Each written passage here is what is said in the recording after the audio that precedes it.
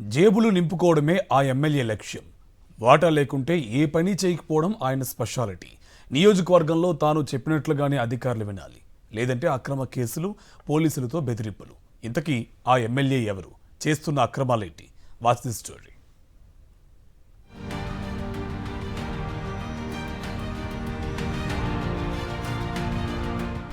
ఎవడైతే నాకేంటి, నా నియోజకవర్గంలో నేను చెప్పిందే జరగాలి.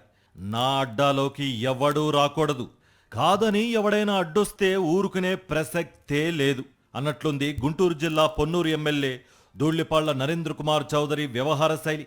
కూటమి ప్రభుత్వం వచ్చినప్పటి నుంచి నియోజకవర్గంలో ఆయన చేస్తున్న అక్రమాలకు అడ్డు అదుపు లేకుండా పోయింది.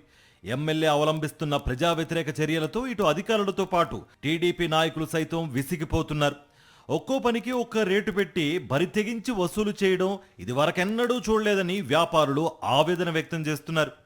పెదకాకాని మండలం తక్కెళ్లపాడు గ్రామ పరిధిలో 1/2 ఎకరం విస్తీర్ణంలో ఉన్న కళ్యాణ మండపం యజమాని లోను కట్టకపోవడంతో దాన్ని బ్యాంక్ అధికారులు వేలం వేశారు. ఆ భూమిని గుంటూరు పశ్చిమ ఎమ్మెల్యే భర్తకు చెందిన వారు దక్కించుకున్నారు. అయితే దీన్ని రిజిస్ట్రేషన్ చేయించకుండా పొన్నూరు ఎమ్మెల్యే అడ్డం పట్టంతో బాధితులు కోర్టును ఆశ్రయించి రిజిస్ట్రేషన్ చేయించుకున్నారని సమాచారం.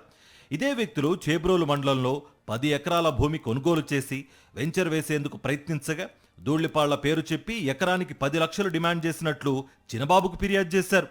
ఇలా పొన్నూరులో జరుగుతున్న వరుస అక్రమాలపై టీడీపీ పెద్దలు దృష్టి పెట్టినట్టు తెలిసింది. ఇటీవల పొన్నూరు మండలం మన్నవ గ్రామానికి చెందిన బోనిగల్ నాగమల్లేశ్వరరావుపై ఎమ్మెల్యే అనుచరులు హత్యాయత్నానికి తెగబడ్డారు. తాజాగా మంగళవారం పెదకాకాని ఎంపీపీ తుల్లిమిల్లి శ్రీనివాసరావుపై అక్రమ కేసులు పెట్టించి అరెస్ట్ చేయించడం ఎమ్మెల్యే ధూళ్లిపాళ్ల చర్యలకు పరాకాష్ఠగా తెలుస్తోంది.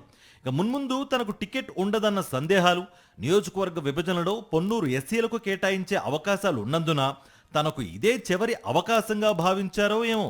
అన్ని వర్గాల వారిని, నేతలందరినీ కట్టడి చేస్తూ ఇబ్బందులకు గురి చేస్తున్నారని సొంత పార్టీ నేతలే వాపోతున్నారు.